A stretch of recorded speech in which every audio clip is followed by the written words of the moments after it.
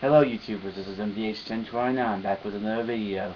Um, Today I want to get some thoughts out of my head that I really want to get in. I'm just I don't want to tell my life story, but I want to say a couple of things about the new game coming out here recently. It was yesterday, Grand Theft Auto 5. I already see some gameplay footage, and I think it looks pretty good for a 360 title. For next gen, hopefully, they'll probably do the same thing and re-release it for that those consoles, including the PC in 6 months' time. Now, I've always been a big fan of Grand Theft Auto. Every time I always go back and play San Andreas and all that. It's kind of pretty basic. And besides, sure back then I didn't know what it meant to be like a GTA character. If I was, that'd be kind of cool. But that's not the point. Now, just to make sure, I never played a GTA game, Grand Theft Auto game back when I was a kid. My first one was playing Grand Theft Auto 3 for the PlayStation 2. Kind of a difference there, right? Now, I've always been a big fan of Grand Theft Auto. Now with the handhelds though, because the handhelds are kind of really hard to deal with, especially the Nintendo DS, Grand Theft Auto Chinatown Wars.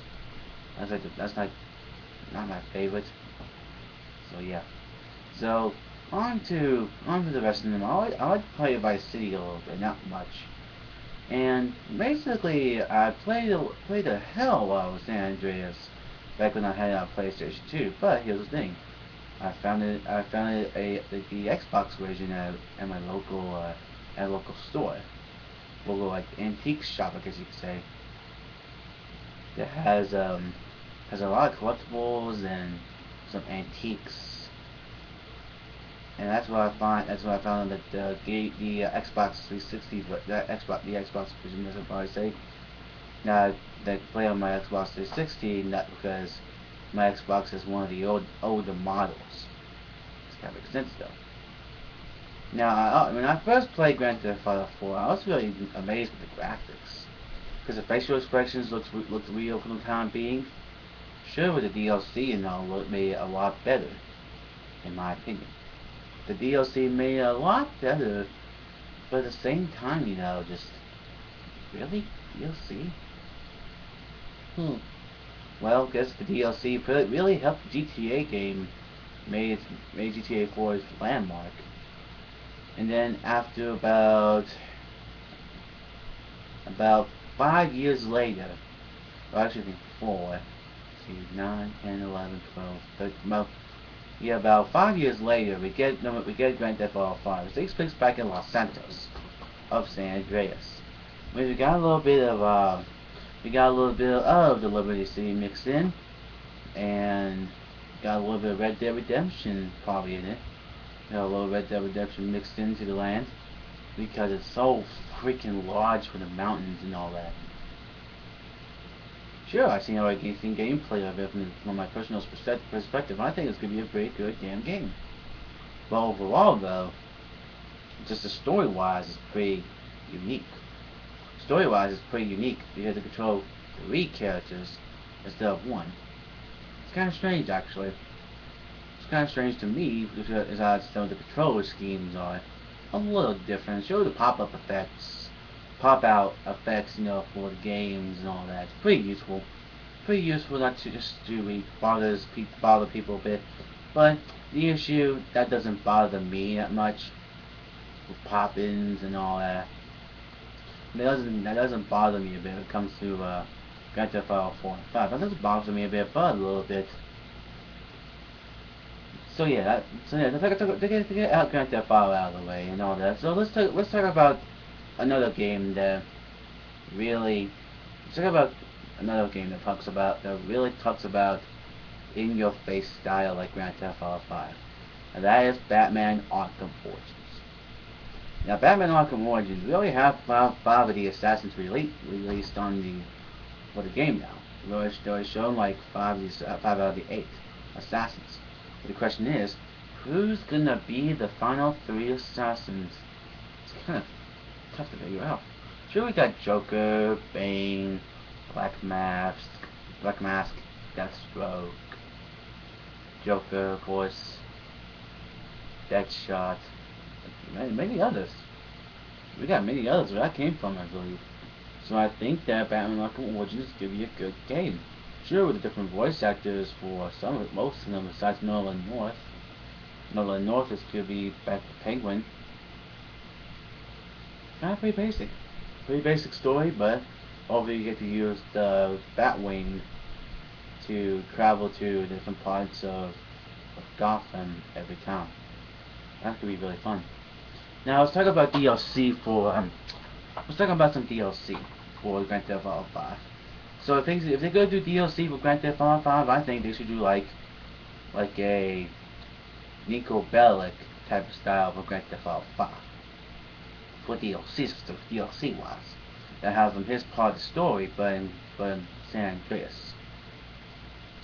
I think it'd be pretty fun. Or having CJ come back and see how's his life been after the events of Grand Theft Auto San Andreas.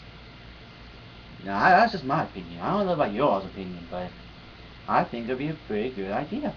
It'd be a pretty good idea in my opinion.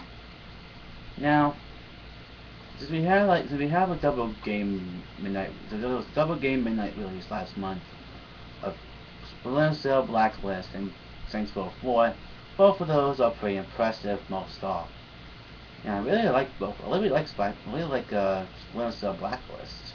It's a pretty impressive game and all. So mostly I think, that sure Saints Row 4 has pretty impressive weapons and all that.